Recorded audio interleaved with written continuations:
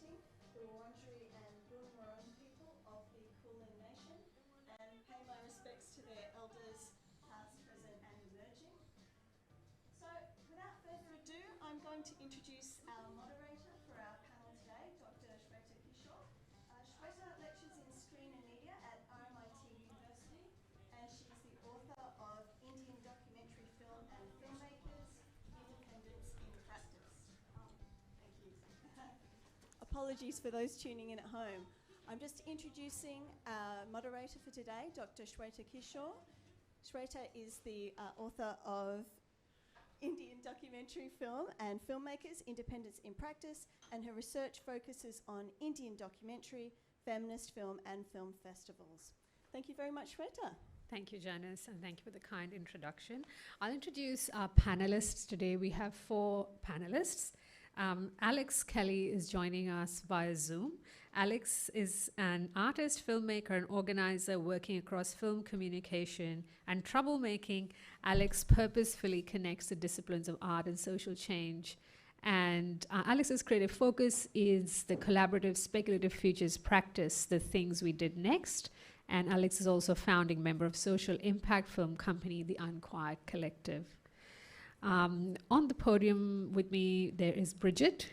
Bridget Graham is the founder of Path to Audience, an entertainment marketing consultancy which provides audience data and insights to the Australian screen industry. An entertainment marketer and strategist with 15 years of experience, Bridget has built a diverse career working with leading businesses from exhibition distribution, streaming, and production. Diana Fisk is passionate about projects that lead with human connection. Diana was a recipient of Film Victoria's Key Talent Placement in 2018 and in 2019, and became a recipient of the Screen Australia Enterprise People Fund.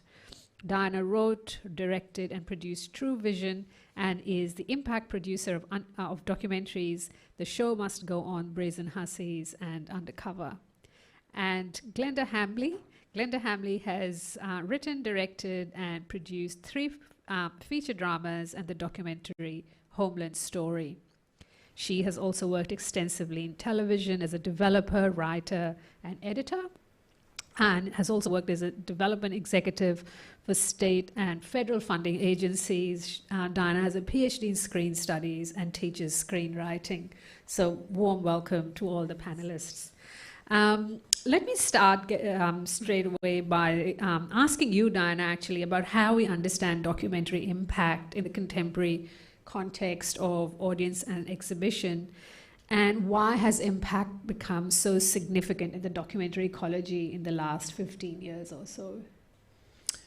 I mean, I think I said to you earlier that I feel like people are coming up to me asking me what an impact producer does, and in one way, I don't think it's new. I think we've just been doing that as producers and directors, particularly on smaller teams for many years. But as we're growing as a society, I think there's more demand on the content that we're producing and the impact that that's doing. You know, people have an expectation that we'll be doing better as a society, and I think we're seeing that in the documentaries that we're producing, and also, you know, other content.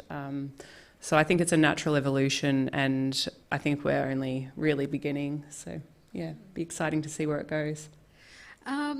Excellent. So what do we mean by impact? Is this different to, let's say, the emotional impact that a documentary or a film can have on the audience? Is there a more specific definition of impact that we need to think about? Diana or Alex, if you wanted to also jump into this question. I think for me, I feel really lucky that I get to think very strategically about what we want the film to do. So obviously you have the emotional impact, as you said, which will come into the storytelling side of things, but I come on preferably quite early, not always, as I'm sure most of us know, but to understand, okay, we've got this, what are the opportunities that we can seek with this content, and what impact do we want it to have? You know, do we want to see political change, or bottom-up change? Is there any goals specifically that we can target as it relates to the release of the film? Alex, yeah. Yeah, sure. Hi, everyone. I'm on Judja Wurrung country, beautiful unceded land outside Melbourne. So thanks for letting me join remotely. I think one of the ways, the lenses that I kind of look at impact through is thinking about social movements and partnerships. Sometimes when filmmakers start thinking about impact producing, which essentially is a way of strategizing about the distribution and the release of the film so that you can create social impact in any way you might think of. Filmmakers often feel quite daunted because most of us are working on really low budgets and most of us are exhausted by the time we've finished a film. So the idea that there's another job and that there could be another couple of years, planning and strategizing and working on the film can feel pretty daunting. But I often really like to talk to people about partnerships and social movements. So this isn't just about a single film trying to make an impact and trying to change something on its own. It's about really looking at the people who are already working on the issue. So that might be policy workers, human rights lawyers, grassroots activists, any kind of different groups that are working on agitation and change around the issue that the film's on. And there's a really amazing kind of, if you can hit the sweet spot of the Venn diagram between the political campaigns and the work that's already out there in the zeitgeist, possibly close to a tipping point, and bring to those campaigns the powerful and galvanizing tool of a film, which often means people are gathering collectively and then are also very emotionally activated after the experience. It doesn't mean the filmmakers have to do everything, but it can be a really powerful tool when connecting with movements. You mentioned that impact could be something that filmmakers think about more broadly in terms of an existing movement or, a social a zeitgeist or a debate that already exists. So I'm thinking in terms of audience. Often filmmakers want to make films that extend beyond the communities that already know about that issue or are passionate about that issue. So I'm just thinking that in terms of if filmmakers are thinking about impact, do they need to then have quite defined audiences that they think about, or should they be thinking more broadly about bringing new communities and new constituencies to this, to the topic? Bridget, actually. I think it's both. I think it's about finding who your key audience is, those people who are already maybe engaged with an issue, but then also thinking about what that second circle looks like, that step outside those people, the people who will be friends with this key group and who might hear through word of mouth about this issue. And I think it's really about finding those, very emotional human stories that people want to engage with, both from a doc and a feature perspective. So definitely it's thinking about strategically about both of those groups and how they may work together, because ultimately, you want to reach a broad audience, you want eyeballs on what you're making because you want to make change and you want people to think differently about your topic. So what might a successful impact campaign look like, in the sense, what might be its key ingredients? Should the filmmakers be thinking very strategically about including actions that audiences can take, for example, together with the film, or, how should filmmakers be kind of devising an impact campaign that can have impact?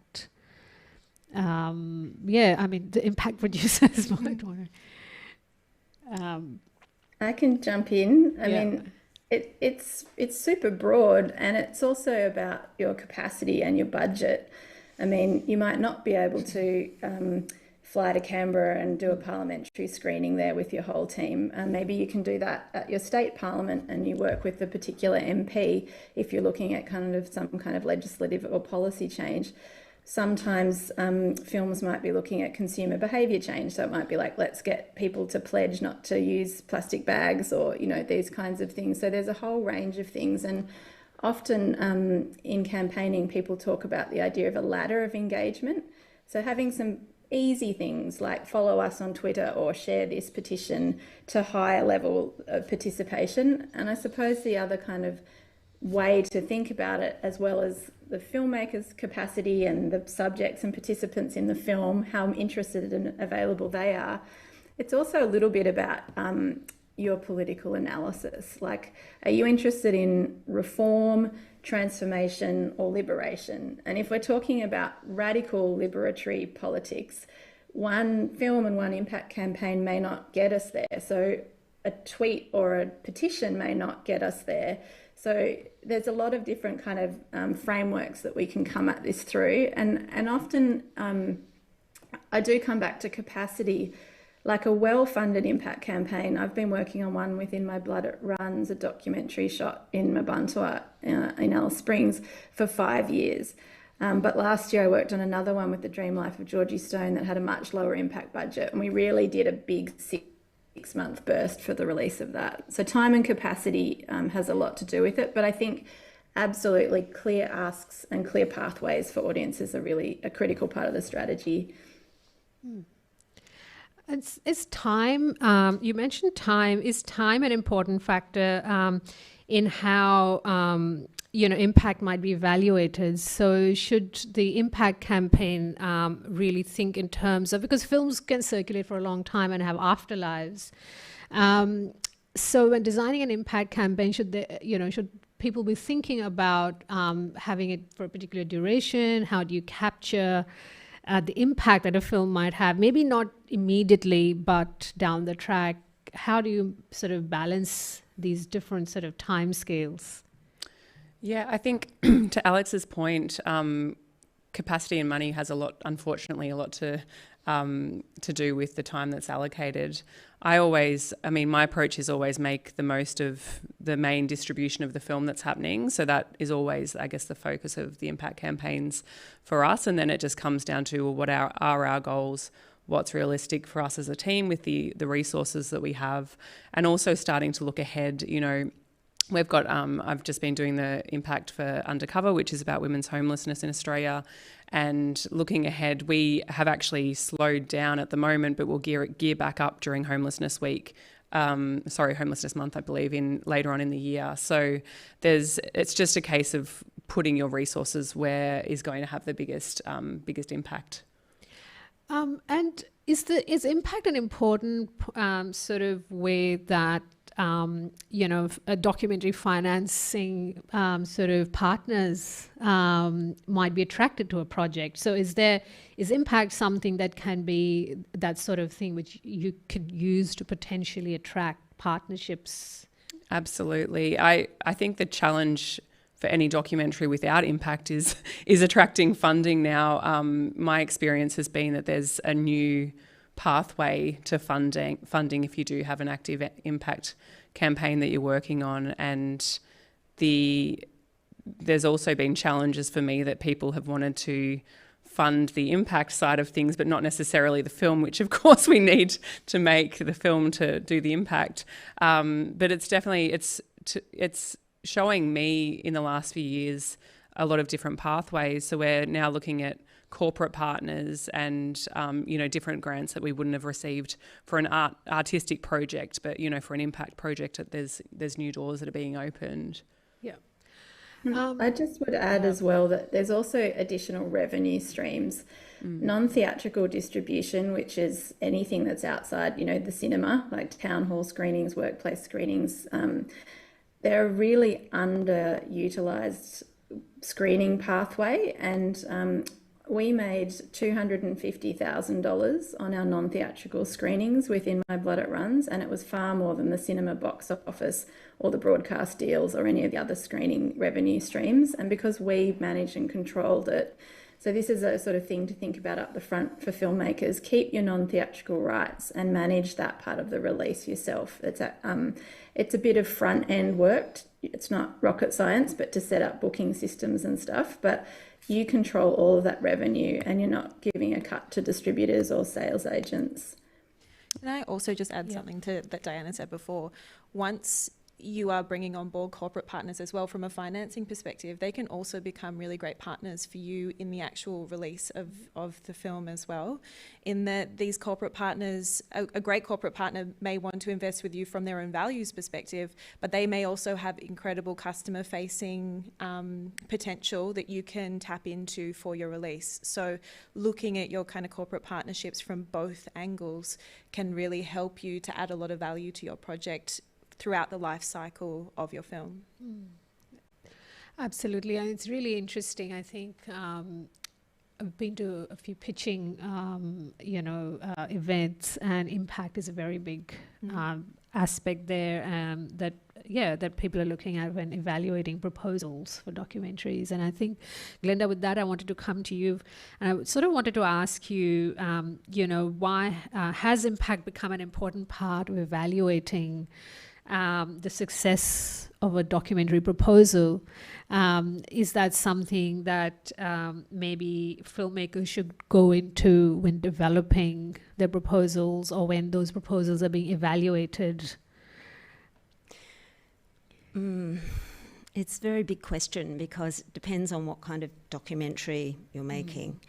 So the documentary I can talk about is the one I made, and it took 10 years to make. Because I had initial small amount of funding from Screen Australia. But the film was made in northeast Arnhem Land, and I live in Melbourne. So it wasn't something I could just do on the weekend. I had to take time off and go up there, and I had to take a cinematographer with me, because although I do film, black faces and very bright sunlight is not within my range of abilities. So I had to get a friend to go up with me over the 3 years that we filmed up there. Anyway, no one was paid. We just went up there, and then came the funding that was needed to keep going. And so the big effort was in finding the finance to make the film.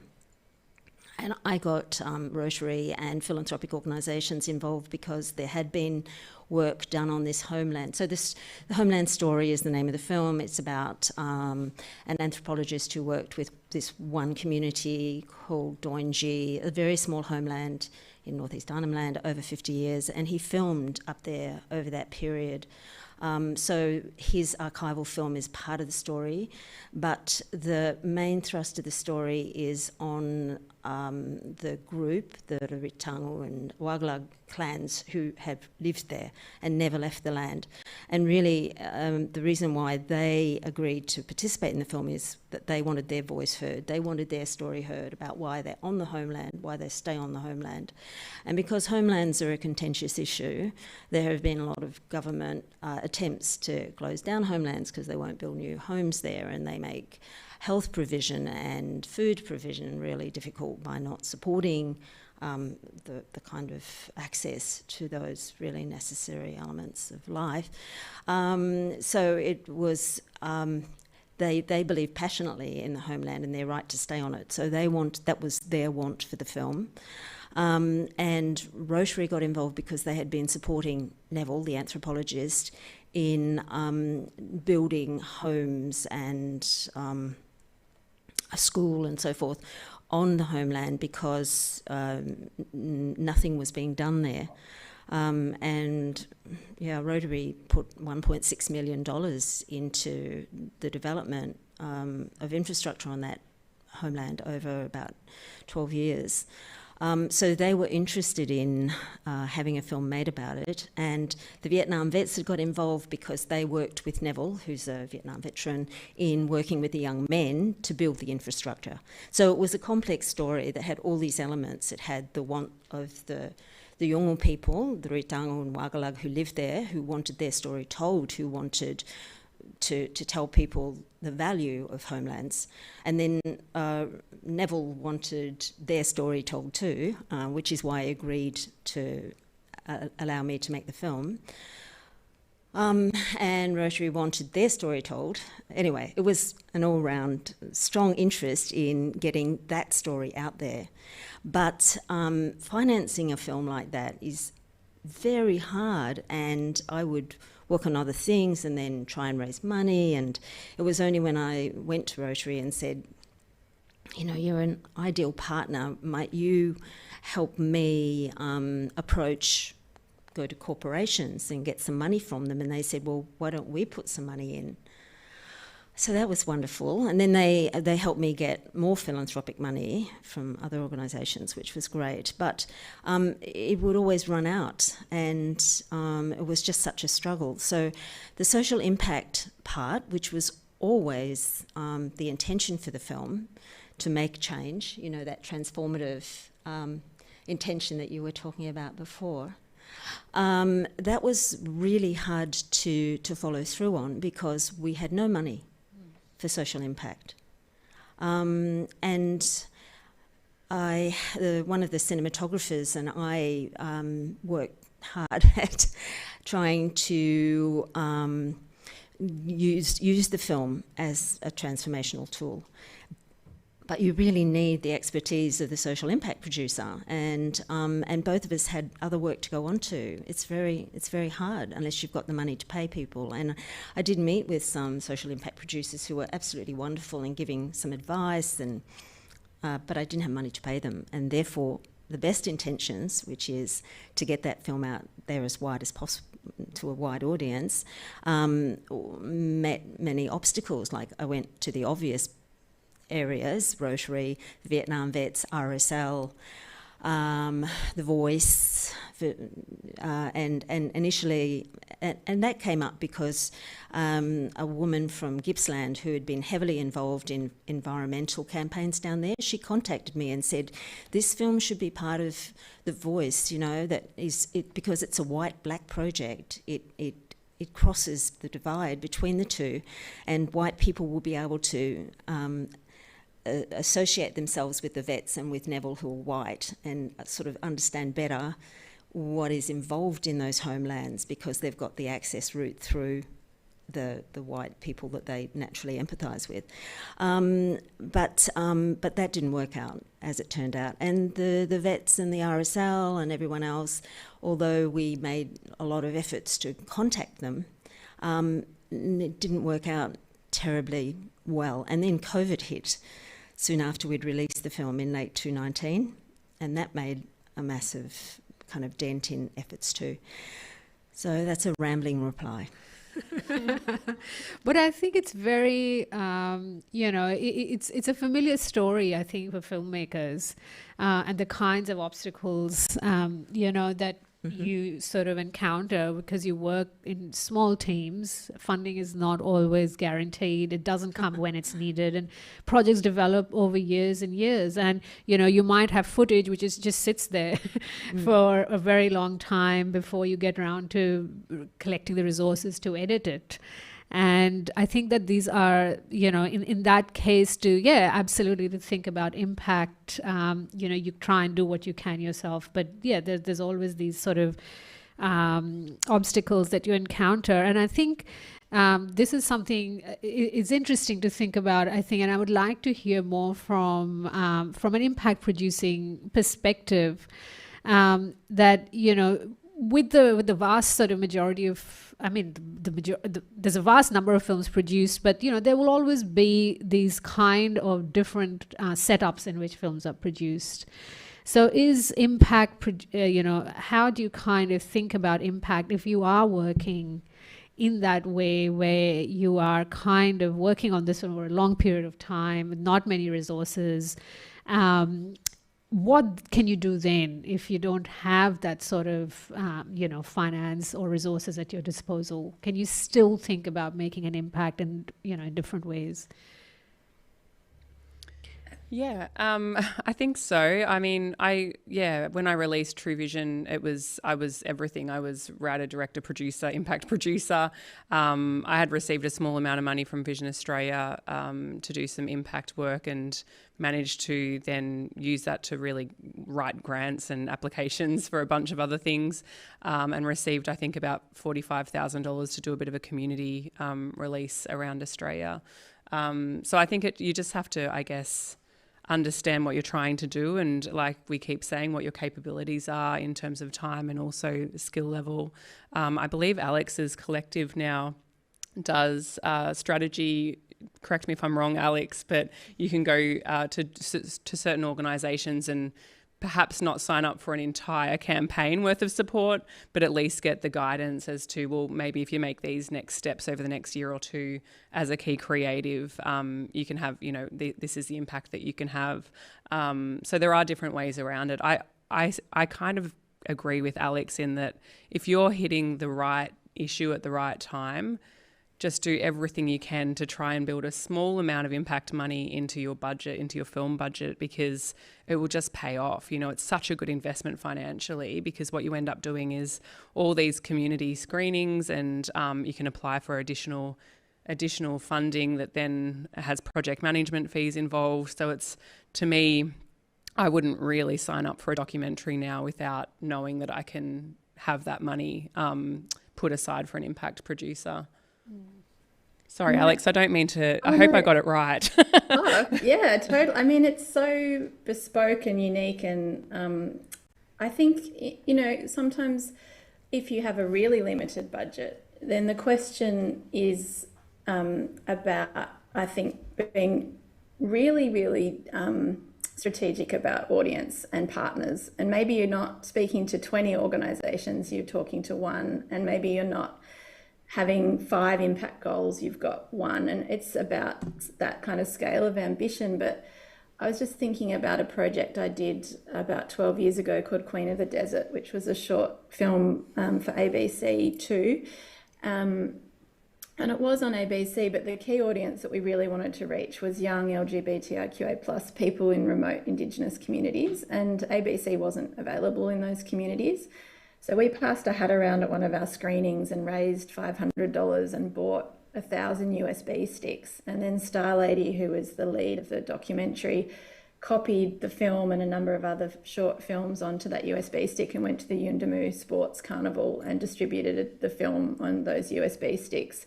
So it's about also thinking laterally about, like, where are your audience? How do they engage with content? What can you do? Like, we didn't have an impact budget, but we could pass the hat and copy some USB sticks. So yeah, I think thinking outside the box is part of the strategy work. Yeah. Could I add something to that? Talking about objectives. So my co-producer, Damien Goyala, who's Ritangu from the community in Doinji, his objective for the film was to screen it to other Ritangu as an emboldening process. He wanted to show what had been achieved at Doinji to the clan that was scattered in East Arnhem Land. So I think he was more interested in that than the white audience. So, when you talk about social impact, you do have to think about the various audiences that are there. Anyway, he was thinking about the Yolngu audience. So we raised $8,000 in a crowdfunding campaign so that Eunice, his wife, and my partner, who is also a producer, went for a couple of weeks around East Arnhem Land to 9 homelands and hubs, the larger regional centres, to screen it to the extended family clan. And apparently that was extremely successful. Damien said everyone was thrilled to see that footage.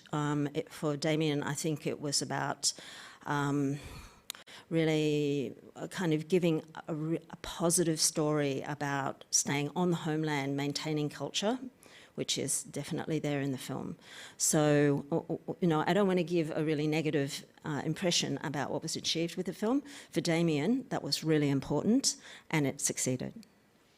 And it cost $8,000. Yeah, go ahead. Can I also add? I think in terms of making your resources go further, when you're looking for corporate partners, look for corporate partners who have their own set of social justice initiatives that will align with your film, because inherently then the value that you are providing to that relationship is association, authentically with that issue. And that means that, you don't necessarily need to put a lot of money forward into that partnership. it's something that may be reciprocal, it's by association, and then you get, you know, further access to their resources as well. I think that works best with your more commercial and corporate partners, but certainly looking for those types of opportunities will give a lot of additional value to you when you are looking for partners. Yeah, and I think it's interesting, we're sort of, thinking strategically about questions of impact coming in earlier and earlier into the project, so that when you're kind of conceptualizing the project and thinking about it, even in terms of maybe storytelling, that's kind of a question that you ask yourself, or at that stage, the question of impact comes in at that stage. And I just, Diana, you said something about involving an impact producer early in the project. Could you speak to that a little bit and why that might be important? Yeah, and I was actually just going to say, and building those relationships early as well is really important. There's so much that an impact producer will do alongside what the film is doing, and having an understanding of the relationships that are being formed, the opportunities that we're seeing. You know, it might be that the producer in development speaks to someone and they say, oh, actually, you know, we know such and such a person in the Byron Shire area who would definitely invest in this. And I feel like there's a lot of misses if you don't have the right person involved at the start, but also the impact producer. I was fortunate to come onto Undercover, I want to say at least 18 months before the release at MIF. And I was getting an understanding of what they were doing and what could see the opportunities and get really ahead of those and start putting in place the applications for additional funding or additional, it might be that there's various screening opportunities that we'd need to get ahead of that are more impact specific, that they wouldn't have targeted for their distribution side of things. But also just understanding, well, who are you talking to, and can I talk to them as well? Let's start building those connections. And one of them really early on was Quest Apartments, who put, I think, $5,000 into the film. That relationship was done. But when I came on, I started looking into those relationships a little bit more, and found out that Quest had formed this really significant impact set of impact goals for themselves as an organisation that we aligned with. So I picked up that conversation, and it led to an additional $80,000 that came into the impact campaign alone. So I just feel like having someone in that dedicated role early on is really important, and it doesn't always happen. And you can do things, obviously, flow on from the film release, and that's important as well. But if you do have the opportunity to have someone engaged, and it can be also someone within the team. I know another project I worked on, the director was the impact producer before I came on, and he did an incredible job as well. So it just depends on who can do what, I suppose. Yeah, and I was just thinking also in terms of we're talking sort of about documentaries and identifying audiences about when documentaries sort of screen in the physical world, but a lot of documentaries are now, go straight to streaming platforms. And I'm just wondering, how do you think about impact, or even how is that impact visible? Because, beyond the likes or the thumbs up, how can, is there a way to conceptualize impact and think about audiences? Because again, like I imagine on streaming platforms, to sort of categorize audiences in particular according to interest groups is going to be much harder. So yes, how does that impact work in the streaming ecology? It's so much harder because they're a black box. Like, they don't give you, we just released a film on Netflix and we were given broad global figures. And so they have an audience of 20 million, but you're not told this is going off in Chicago and know that, okay, we're going to connect in with the local groups in Chicago. Netflix also have a particular clause in their contract which says that you can't screen the film for political purposes, and that's related to the US legislation around political lobbying. So it's a protective rule in the US legal system which we had to negotiate around being able to screen the film in Parliament in Australia, and this is for The Dream Life of Georgie Stone, and we actually have a version that's exactly the same film. It just doesn't have the Netflix N at the start when we screen it publicly.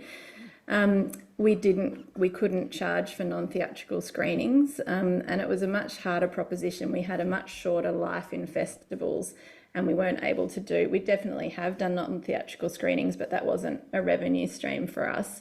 And streamers are guarding their data so closely. It's a very different proposition to when you can see how it's going in cinemas. You're talking directly. When we release a film on our own platform, on video on demand, you can immediately see how many people are watching it. So one of the things we did on that project was we decided, and it's for various reasons, including the challenges of impact on streamers, but also given there's been such a backlash against transgender people, we didn't want to do an online digital campaign. So we've actually just published a hard copy zine that's been launched at World Pride in Sydney this week. And it was made with a big committee of young trans and gender diverse young people. People can check it out. But it was a strategy, actually. It was quite an interesting process to go, well, actually, we're going to go analogue with this campaign. And we're going to make something beautiful that the audiences can hold in their hand. And our very specific audience for that publication is young trans and gender diverse people.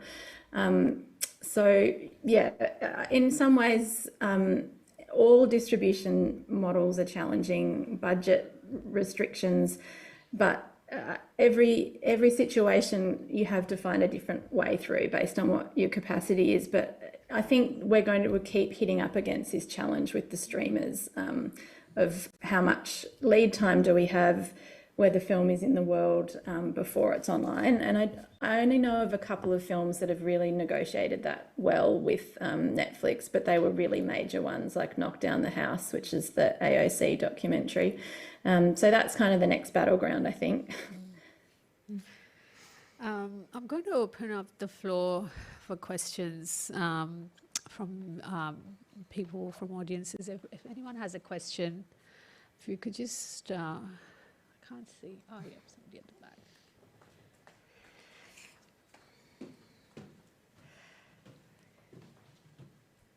Hi, my name's Louisa.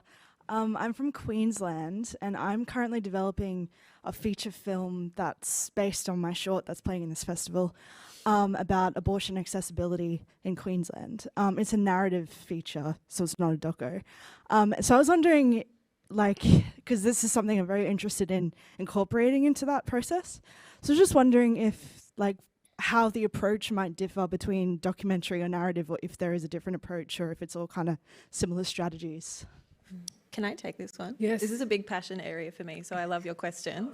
Yeah, I think it's really interesting. I think something to think about is the reason why someone may want to come and see a documentary versus why someone may want to come and see a narrative feature, and let that guide the way that you develop the story. So what I mean by that is that if somebody decides to go and see a documentary, they understand that they're going there because they want to learn something, and that's what they're going to get.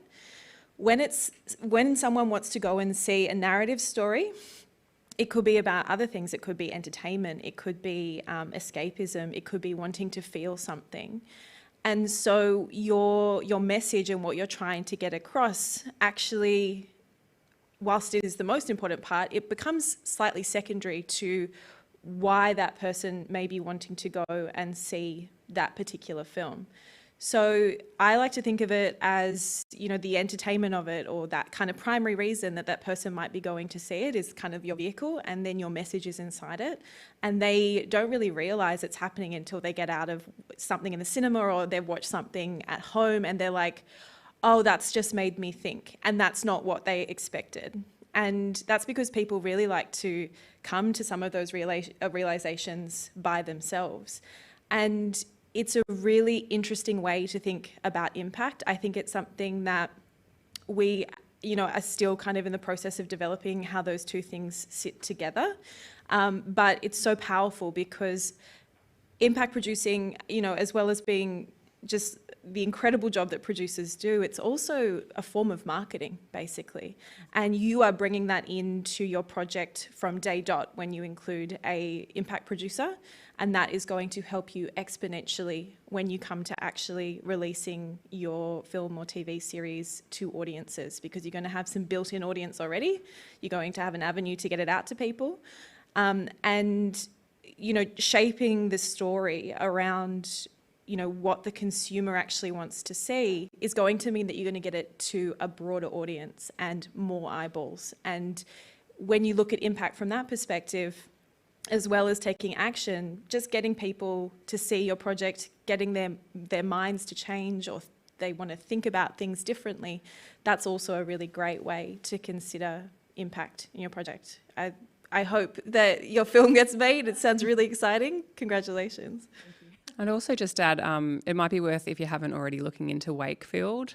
The AB series, I think, was released a few years ago, and they put quite a significant amount of funds into impact, and I believe that they were kind of, doing things for the first time in some respects, so it'd be worth having a look to see if there's any case studies around that. Yeah.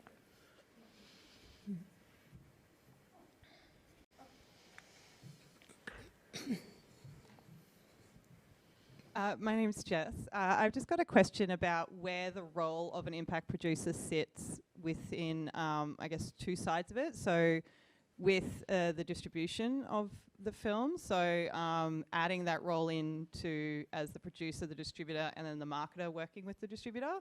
And then I guess the second part is post-release. Like, where does the impact producer sit within working out your social media strategy for the promotion of the film versus the impact of the film? Like, yeah, how does that whole dynamic work? I have a distribution perspective, but... Well, I've had the opportunity to work both within the distribution company as an impact producer and then outside, and it was very, very challenging to work outside of the distribution company alongside a distributor who had a very specific set of goals that didn't always align to what we were trying to do, particularly around timing and opportunities. So yes, I think it seemed to work a lot more seamlessly when it was all in the one bucket, and I was seeing what the social media people were doing. I was understanding what the distributors' goals were. They were understanding what mine were, and also understanding that was a new avenue of income as well, revenue. So I'd be interested to hear what you have to say, Bridget, because I think for me, I just found a lot of challenges being separate to that and not really understanding what that was. Post the release of the film, for the film that I worked outside of the distribution company, I ended up doing quite a lot of social media when they kind of felt like they had finished with it. So I did find that it just didn't seem to work as well. I think I'm a little bit jaded by that experience and may have had just a PTSD response to that question. No, I think it's accurate in that your distributor might have a different strategy, but what you could do is, really early days when you're coming on board with a distributor is to really talk to them about what your goals are in that space and see where you can align. If you have a good distributor who is collaborative, having somebody on the producing side who does take on that social impact piece can be really powerful and can be really useful, because it allows your distributor to then focus on the other parts of the campaign. And working together, as Diana said, across social is something that's really resourceful for a producing team, because your distributor has the budget to create a whole bunch of assets for you that can then go to be kind of shared across channels and stuff like that. So it can really expand your message. Can be difficult sometimes because a distributor may be pursuing a certain strategy, which can make working with partners difficult. Obviously, they're coming at it, mostly from a commercial perspective. But I think at the moment, the best case is actually that a distributor realizes the incredible value that going after community groups and working with social impact partners can actually provide to a campaign. and can actually work really well in tandem with what the distributor is doing. So yeah, hopefully finding a distributor who's on the same page with you as that will be really helpful for the project. Just off the back of that, firstly, thank you, that was really helpful, is around probably going deeper into the social aspect of it. Having done a lot of work in online content, I'm really aware that as a producer, there's a part where it's like that's a social media specialist job. Like there's a whole data analytics aspect and targeted advertising aspect that's really specific. How much of that is involved in the impact producing? Because I feel like a couple of examples have been a lot of grassroots picking up the phone, which is awesome, but obviously there's this huge kind of targeted online aspect. And how much is there room to bring in social media specialists with that? Is that just a budget question, or is that part of the strategy? Or I actually had social media as part of the impact budget for the last film I did. It wasn't something that was included in it should have really sat within the marketing budget of the film itself, but it wasn't something that was considered, and I just could see what we'd be missing if that wasn't brought into it. And I had produced Impact produced a bunch of assets that we really needed to go out, and a big part of our campaigning was online targeting, so and building our community through online social media campaigns. So I don't know how. Yeah, it would be very challenging to not consider that, and I think it just wouldn't be as successful. that's something you as the impact producer was doing, not like any social media strategy, digital consultant or anything? Myself? Yeah. Not initially. No, in the end I ended up jumping on and kind of taking the baton. But ideally you'd have a professional doing that. Yeah, just from a paid media perspective, when you do have a distributor, it can be, better for you to leave that to be in their realm and perhaps share your audiences with them and let them use their amassed following in order to reach greater audiences. It'll drive better kind of cost efficiency from a spend perspective as well. And I think then having the producing team focus on organic can be a good way to kind of split those two roles. I think that all these things make sense in a kind of efficiency and practical sense, but on highly sensitive and political projects where we've been trying to do like narrative change work, both on a film about climate justice and also on In My Blood It Runs in terms of challenging racial profiling, but also racism in general.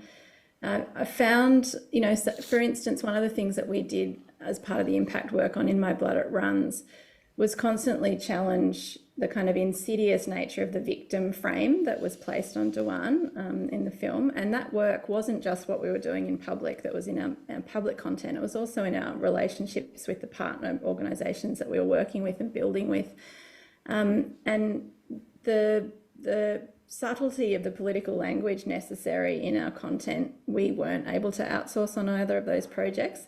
And perhaps we didn't find the right people, we didn't brief them well enough, but also we were working with the subjects in the film. And so we were the ones that were closest to the framing that the community wanted to use. And we had language guides and we had messaging guides and we had press kits and all that sort of stuff. But I just think in terms of like when we're starting to work with really more complex and stronger political agendas, remaining in control of that messaging is really important. But I mean, that might look like you write the content and somebody else designs the assets and posts them on a channel that they own. But the kind of nuance of narrative management, particularly around challenging ideas around ideological ways of seeing particular groups of people, it's a really, really big part of the work. Do we...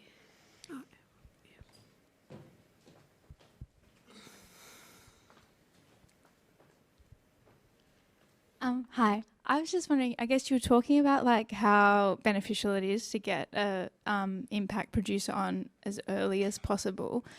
And I'm just wondering how worthwhile you believe, and even from like a writing perspective, to even in like the writing and creating aspect in pre-production, to even have someone on then to essentially like, is it worth considering maybe not compromising, but altering your distribution or the medium that you're writing for with the social impact further in mind. Like, for example, I've been writing, which was like initially for a series for online, which was then shortlisted for funding that would then go on TikTok, which then isn't even, it's, you know, it changes the project completely, changes the format of the writing, but would in turn maybe increase distribution, which, like, the social impact is the paramount of the project. So it's like, how do you balance those two as a creative, but then also having the social impact at the forefront as early on in the process?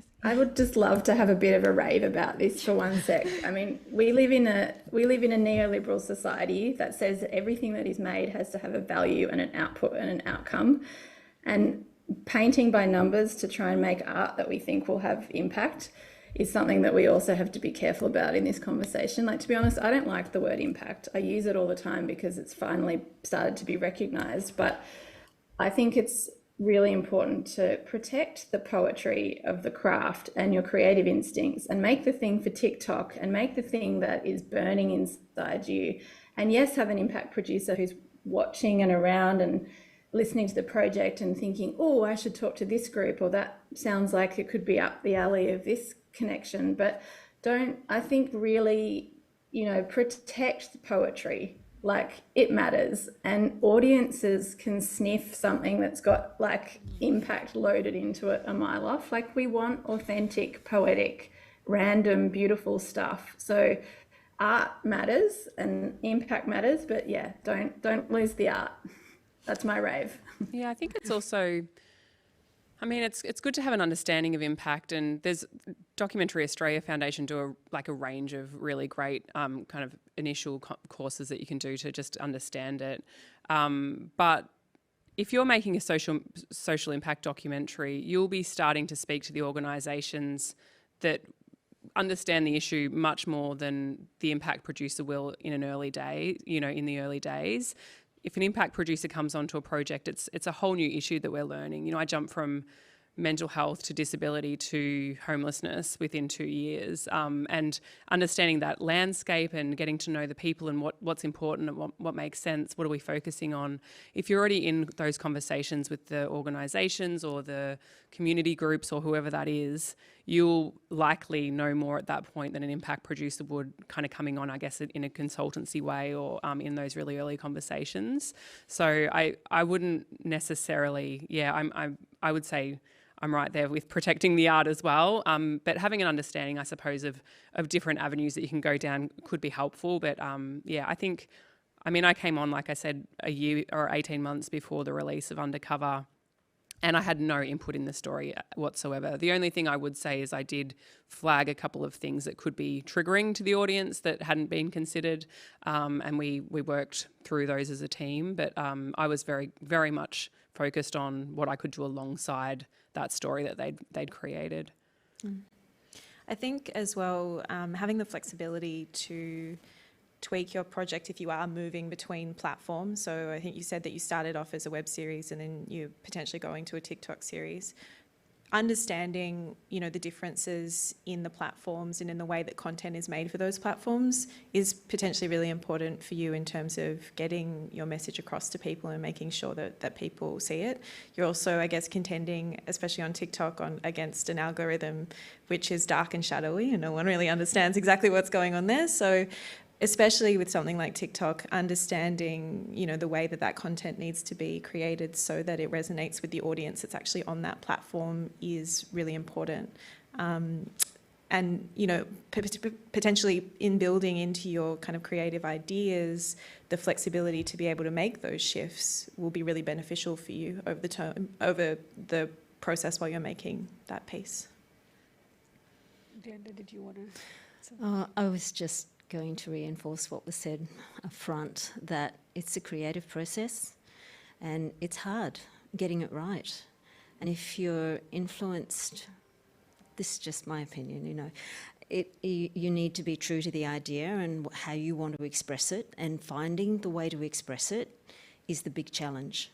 And unless you really focus on that and work through it, and it can take a long time, If you're worried too much about pleasing this group or that group, or meeting, some objective that's beyond the creative effort that you're engaged in, I think you're undermining the veracity of what you're doing. Okay, we'll do one last question. Hello. So my question is, beyond distribution and beyond audience reach, is there a way to actually measure impact or know if your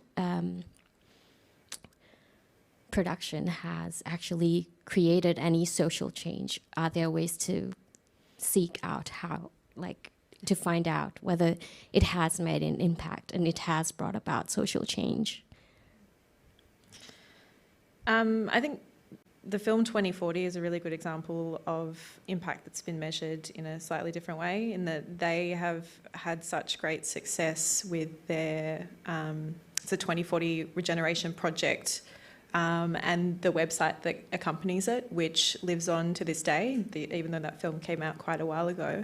And on that website, I believe they have a counter of how many action plans have been made, and that really measures engagement with that story. So I definitely think that there are other ways that we can engage people to take an action, and we can use that to kind of record a bit of an impact and show an impact. And certainly 2040 is a really great example of that. Yeah, and I'm still, you just made me realise I'm still investing in seaweed from doing an action point back, 4 years ago or 5 years ago. Yeah. But I think they had a really sophisticated, a lot of technology behind it, looking at, who linked to what organisations and signed up to make donations, or, a broad range of things. And definitely, in my mind, are the front runners in that kind of measurement. For me, it's also looking at how many community screenings have been done around the country, social media growth to kind of represent community growth, testimony. We're getting a bunch of messages on all kinds of platforms, talking, from women who are close to being homeless, or, offering a room in their house, or whatever it might be. And that is really good quality to me. So even if you're not looking at the kind of numbers, there's lots of different ways to measure the impact that's been had. I think are we nearly out of time? Okay. I think a huge thank you to all the panelists. I think that was fantastic, and it's been an absolute pleasure to talk to all of you.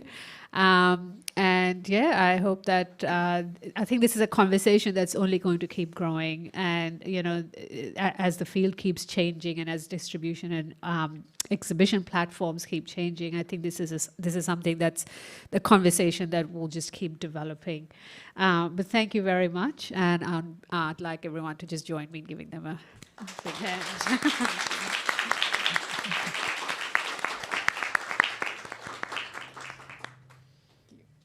Cool.